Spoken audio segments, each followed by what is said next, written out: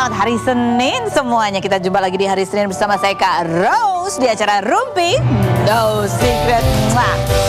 Ditemani oleh Dani di pojok sana dan tentunya sudah hadir beberapa bintang tamu yang akan berbagi ceritanya. Tapi mojok dulu yuk kita di hari Senin ini untuk membahas yang lagi ramai di luar sana menjadi perbincangan hangat, baik itu untuk hal-hal yang datang dari dunia nyata maupun dari dunia maya.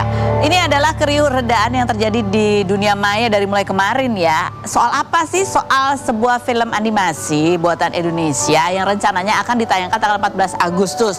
Nah kebetulan di tanggal 14 Agustus itu juga akan ada satu film animasi luar. Gitu gak sih? Yang tayang juga ya gak sih? Ya. Cuman masalahnya apa? Masalahnya adalah orang-orang tuh banyak yang mengkritik. Ya ampun ini film kok apa ya ngomongnya? Maksudnya ini nih, film animasi Merah Putih One for All dikritik warga katanya gini.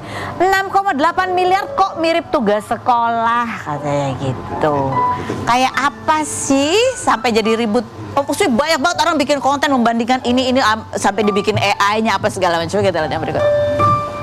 Film ini ditayangkan dalam rangka menyambut Hari Kemerdekaan Republik Indonesia karena temanya adalah tentang ya anak-anak yang mencari bendera yang hilang gitu secara misterius. Komentar netizen coba kita baca. Ini masalahnya apa sih keributannya? Dia bilang gini, tukang bajak film aja ogah bajaknya pak, boro-boro orang mau beli tiket. Gue kalau jadi bioskop juga malu sih lihat tuh film, maaf ya, tapi emang harus kasih kritik yang jujur karena menurut gue dengan budget yang disediakan yaitu sekitar 6,8 miliar, emang nggak make sense bikin film kualitas kayak gitu. Kayaknya dengan budget segitu gue juga bisa bikin film animasi yang jauh lebih bagus. Ada yang bilang kayak budgetnya gede banget kenapa hasilnya begitu gitu ya. Yang berikutnya coba kita lihat. 27 tahun jadi editor untuk film dan animasi. Baru kali ini gue takjub dan tak bisa berkata apa-apa. Berasa kayak hidup di tahun 1980 sebelum Masehi gitu. Yang berikutnya tebak penonton. 1 boomers enak aja. Sorry. 2 staf kementerian, 3 disuruh atasan nobar katanya gitu. Ini komentar netizen ya, bukan aku ya. Yang berikutnya ada lagi, hari ini suami dapat DM dari alumni sekolahnya, terus nanti dikasih 15.000 buat nonton film animasi Merah Putih. Ada yang samaan juga. Ini ada yang positif, tapi kita nggak tahu ini benar atau enggak ya. Cuman ini yang lagi rame. Selamat siang kak, alumni ... Saya asosiasi alumni sekolah kak, pengen mengundang nonton bareng Merah Putih One for All tanggal 14 Agustus besok. Kalau kakak minat nanti dapat fee 15.000 plus snack di tempat kak. Bisa hubungi saya lewat sini atau WA. Tolong ini nomornya berapa? Nggak nonton lah, dukung lah ya kan. Terus ada lagi komentarnya macam-macam. Bro, we want from Jumbo to whatever this is. Dalam bahasa terjemahannya adalah ya mungkin karena ekspektasi orang habis nonton film Jumbo yang sedemikian larisnya gitu, terus kemudian ada film ini jadi orang jadi membanding-bandingkan gitu. Yang berikutnya ada lagi komentarnya, gini-gini karya anak bangsa kita harus tetap support. Yang berikutnya ada lagi komentarnya, kok banyak yang hujat dah, ini animasi keren kok dari segi pembicaraan oke, dan grafiknya juga lumayan memanjakan. Miris banget banyak yang menghujat, ini animasi karya anak bangsa padahal ini keren banget loh Ci gitu katanya. Yang berikutnya ada lagi, kalian ngarep apa sih dari film animasi yang diproduksi dalam waktu 2 bulan katanya gitu. Ini kalau kita bandingkan dengan Jumbo ya. Kalau ini kan film ada yang bilang katanya diproduksi 2 bulan. Dari mana taunya 2 bulan? Karena ada postingan tuh PH yang memproduksi animasi ini ada meeting juga sama Aircraft, ya kan? Mana tadi yang postingannya? Ini ada meeting nih tuh ya dengan Aircraft. Nih dari Kementerian Ekonomi ini postingannya. Kemudian Wamen Aircraft menerima audiensi dari Perfiki. Perfiki ini yang memproduksi film Merah Putih One for All, membahas terkait potensi kolaborasi untuk pendukung film animasi Merah Putih One for All sebagai bentuk dukungan langsung untuk subsektor film. Dan ini diposting di bulan Juli bersupport. Ini kita nggak tahu ya, tapi kan tapi mungkin dia udah bikin duluan kan sebelumnya, iya nggak sih? Iya. Jadi kalau dibandingin gitu ya, 68 miliar. Kalau film Jumbo itu budgetnya mencapai 30 miliar, tapi masa produksi adalah 5 tahun dengan melibatkan 420 animator. Jadi itu berapa persennya tuh ya persennya? Oke, yang berikut coba kita lihat. Ada lagi juga postingan orang tuh banyak bikin postingan ini gitu ya. Tapi tanggapan dari produsernya sendiri adalah seperti ini. Dia posting tuh dari produsernya dia posting tuh beberapa konten yang membahas atau mengkritik film buatan produksinya. Dari dia bilang gini, senyumin aja. Komentator lebih pandai dari pemain. Banyak yang mengambil manfaat juga kan. Postingan kalian jadi viral kan? Gitu, ya kan? Nah, yang menarik juga nih ada satu konten kreator juga yang bikin ya. Itu kakaknya Amel Carla ya. Dia bikin postingan. Jadi thriller film ini ditunjukin ke anaknya yang masih kecil gitu. Reaksinya seperti apa? Coba kita lihat yang berikut. Tapi kita harus tetap mendukungnya ya. Namanya juga kan kreasi anak bangsa. Tapi aku yakin mau baik atau buruk pasti banyak yang penasaran kan lihat film panjangnya seperti apa. Seperti juga aku penasaran sama Om Ben. Om Ben udah lama diam cuma posting story. Nanti akan aku buka. Pasti dijebak dia ya. Oh, makanya banyak tudingan-tudingan apa kita bingung. Siapa yang menjebak Ijong? Kita lihat dulu profilnya Om Ben Simanjuntak berikut ini. Kan pelopor manajemen artis Indonesia yang pernah menaungi artis Indra Bruggman, Jonathan Frizzy, dan Dini Aminarti hingga sempat pindah ke Amerika untuk mendirikan manajemen artis yang menaungi Beneval dan Baby Natalia. Ijong yang ditetapkan sebagai tersangka kasih mengidap kanker usus stadium awal. Sudah bersama dengan Om Ben, ini akhirnya kemarin angkat bicara gitu seputar kasus yang tengah dihadapi oleh Ijong yang dituntut dengan pasal penyalahgunaan pakai undang-undang kesehatan ya, karena dianggap mengedarkan, mendistribusi zat-zat obat yang tidak digunakan semestinya begitu ya. Dan ini didakwa melanggar undang-undang kesehatan. Jonathan Frizzy terancam 12 tahun penjara. Dan kemarin statementnya Om Ben adalah bahwa kasus Ijong itu kalau menurut Om Ben itu hanya Justip yang sengaja dibesar-besarkan. Jadi dia membantu Justip. Maksudnya gimana sih membantu Justip? Ya, jadi sebenarnya awalnya itu yang nama Evan temannya ini.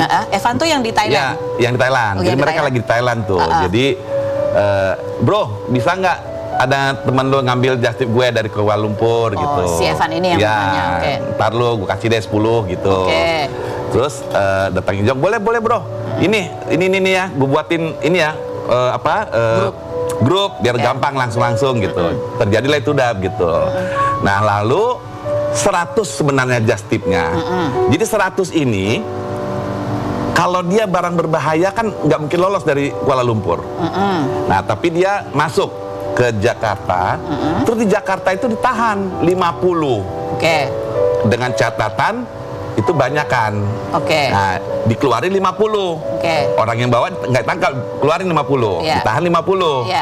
Nah 40 dikasihlah ke si pembeli. 10 ini mau dititip ke si Jonathan. Tapi karena keburu sudah polisi bergerak nggak tahu dah setelah seminggu 2 minggu itu barangnya nggak tahu kemana gitu loh.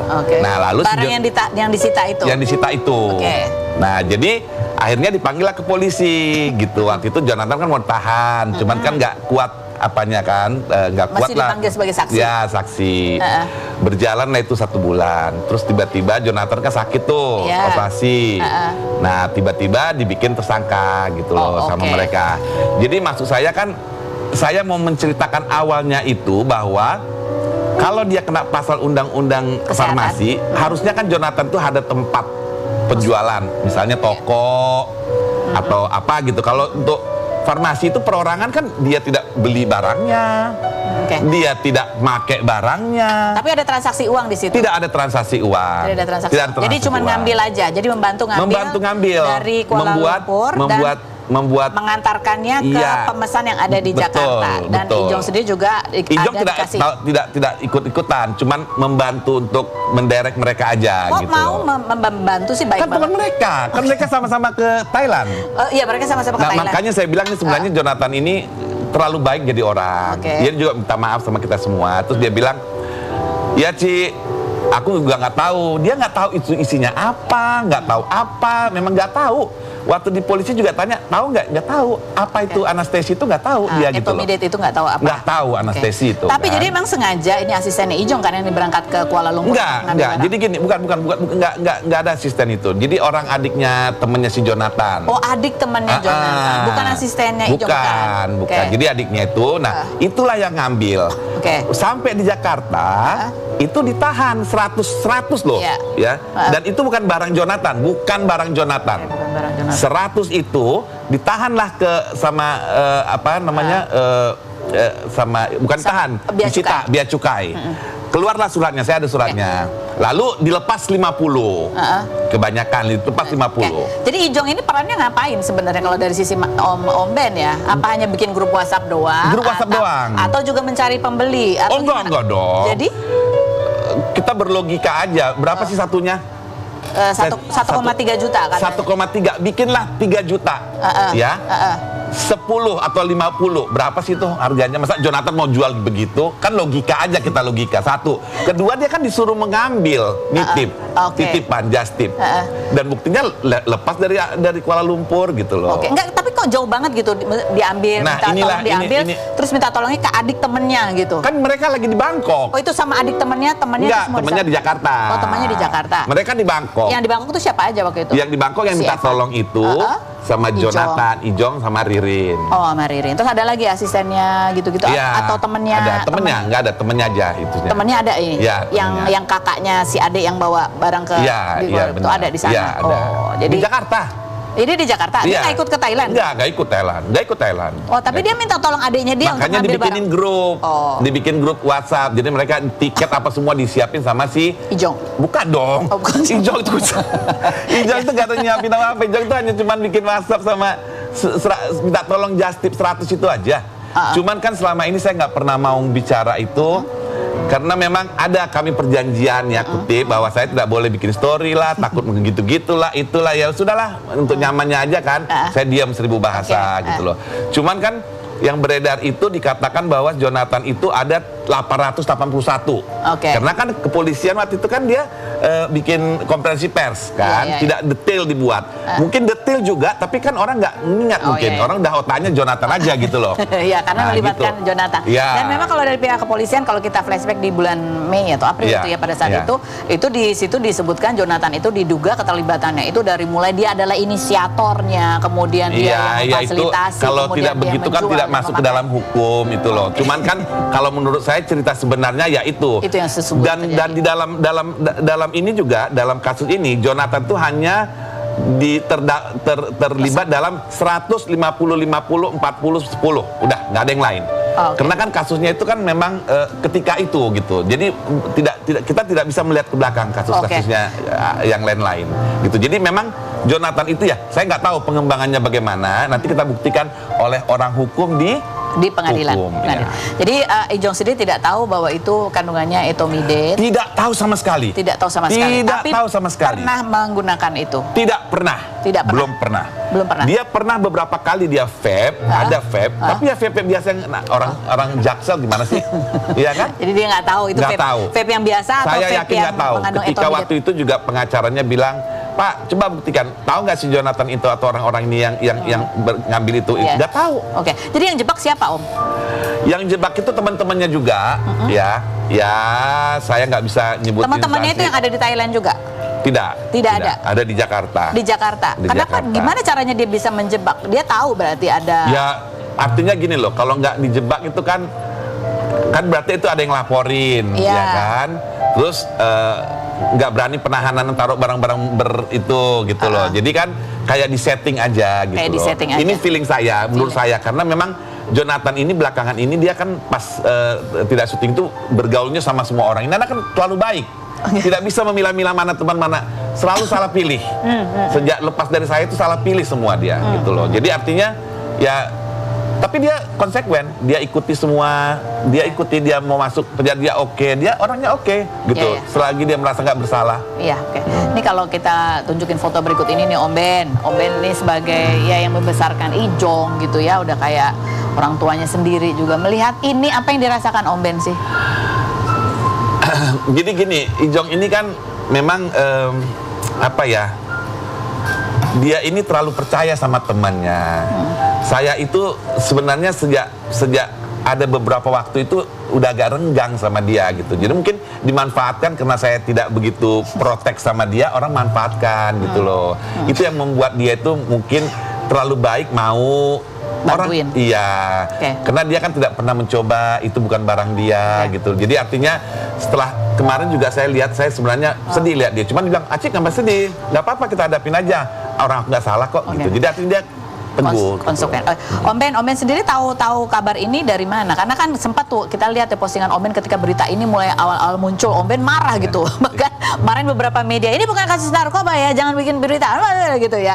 Om Ben tahunya dari mana dan seperti apa pada saat Om Ben tahu nih ada kasus yang... Jadi waktu itu tiba-tiba Jonathan itu dikepung berapa orang tuh di rumahnya gitu loh. Terus ya udah, terus gue bilang, "Loh, Aci tolong aku kan kalau tidur matiin handphone, bukanya kan jam 7 gitu kan." Bilang ya udah, terus kita urus lah di situ. Terus Jonathan tuh datang sendiri ke sana nanya ada apa. Datang sendiri tadi loh. Ke sana kemana maksudnya? Ke Sweta, ke kepolisian. Oh, bandara. Iya, dia datang sendiri. Ke Polres ya? Polres. Dia datang sendiri tuh. Okay. Ada apa sih gitu. Sejak waktu dia di Nah, orang-orang ini siapa yang polisi dari Sweta. Oh, dari Sweta. Jadi mereka datang ngepung. Terus akhirnya kita negosiasi dan Jonathan juga tidak merasa bersalah, dia akan datang nanti gitu loh, teman yang nyuruh. Jadi akhirnya sore datang, itu dia mau ditahan, baru kita langsung bawa pengacara. Oh, bawa pengacara di situ. Dan pada saat itu memang sudah ada jadwal schedule-nya Ijong akan menjalani operasi. Udah. Dia udah operasi. Udah operasi. Jadi itu sesudah operasi dia. Nah, jadi kan waktu itu setelah itu dia tidak ada pemeriksaan, dinyatakan aman. Dia 1 bulan. Sempat juga Jonathan pergi ke Eropa kan waktu itu. Iya. Tiba-tiba pas dia mau operasi tuh, mau operasi langsung dipanggil sebagai saksi waktu itu kan, yang datang habis operasi. Oke. Nah, ini juga yang mau kita tanyakan nih. Orang-orang juga bertanya, ini Ririn kok belum melihat Ijong gitu, nggak terlihat ya, nggak terlihat menjenguk gitu. Kata Om Ben yang nyuruh. Sebenarnya lihat, aku juga lihat. Cuman kita dari mobil tuh lihat ada wartawan nggak. Kalau nggak ada, kita tunggu gitu masuk gitu. Karena gini loh, takutnya ini kan sebenarnya kan tidak masalah besar ini. Besar itu karena masalah nama Jonathan gitu loh. Kalau dipikir-pikir sih apa sih? Dia cuma membantu orang gitu. Cuman kan kalau untuk masuk ke ranah hukum, ya biar nanti hukum yang akan membuktikan. Tapi kan artinya di awal itulah yang saya ceritakan ini. Nah, kalau misalnya saya aja nongol ya, itu gambar aja dapat, itu narasi bisa foto si Ijong, narasi berkembang kemana-mana, bener nggak? Iya. Jadi begitu juga Riri. Menahan diri dulu gitu ya? Menahan diri dulu enggak, tapi kita lihat gitu loh. Susah banget dong buat Om Ben menahan diri ya, Om Ben ya? Ya Allah, gue turun 10 kilo nih. Gue turun 10 kilo, tau nggak? Ya. Jempol udah kayak mau gitu ya. Gitu. Tapi ya nggak apa-apa, demi ponakan tersayang. Jadi kan? Menahan diri karena artinya saya bukan nggak mau speak up, bukan nggak mau saya, tapi untuk supaya semua lancar, aman, baik buat Jonathan, ya saya diam aja gitu loh. Cuman kalau sekarang sudah masuk ke sidang, saya harus menceritakan awalnya kenapa si Jonathan ditahan. Sampai bisa terlibat di dalam kasus ini, begitu jadi, ya. Bukan pemakai, bukan pemilik gitu loh. Jadi hanya membantu distribusi dari Kuala Lumpur ini datang ke sini dengan membuat grup WhatsApp itu. Oke. Nah, ini ada postingan lagi nih, ini menarik yang mau kita tanya, di luar sedikit agak keluar ya. Banyaknya gosip di luaran yang mengatakan aneh-aneh, tapi Ririn menantu terbaik. Coba zoom, kelihatan nggak lehernya si Ririn? Nggak kelihatan ya? Leher nggak kelihatan ya? Kenapa emang? Lehernya kenapa? Di situ tergantung cincinnya. Kemarin katanya cincin hadiah dong. Ini jadi sebenarnya tunangan atau apa sih? Jadi gini loh. Tuh cincinnya. This is spesial. Bukan itu. Ada lagi cincin yang lain lagi. Cincin kayak gini. Polos. Jadi udah nikah belum, Om? Nikah belum. Oh, nikah belum. Tunangan udah. Tunangan kita aja yang tahu. Yang di bulan Januari itu, Om. Enggak. Jadi kemarin itu lucu deh.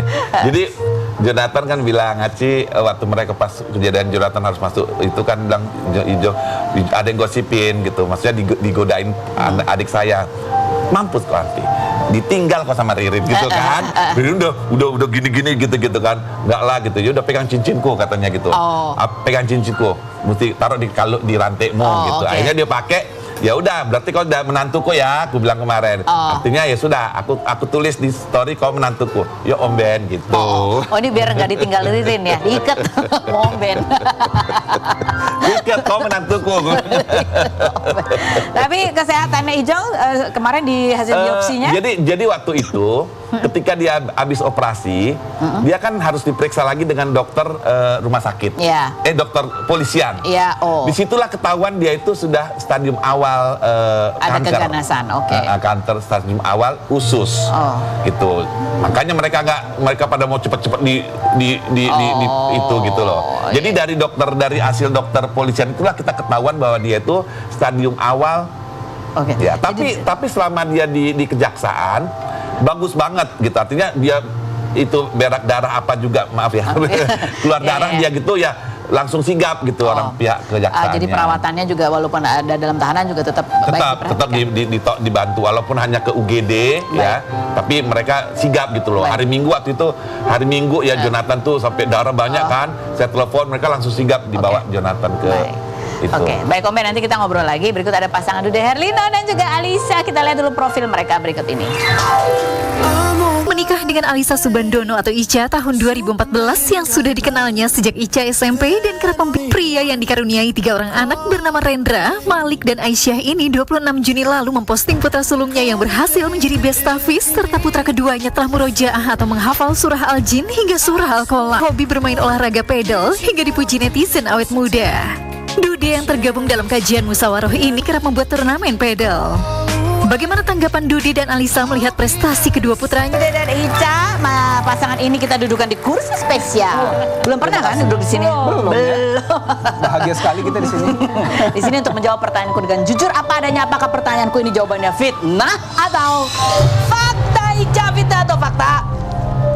Kamu tuh emang pengen anak-anak terjun ke dunia hiburan karena dari kecil aja mereka udah diikut sertakan dalam urusan endorsan. Fitnah atau fakta? Biar terbiasa gitu. Fitnah sebenarnya, tapi kita tidak melarang kalau suatu hari nanti pas mereka udah besar ternyata mereka memilih jalur yang sama seperti kita.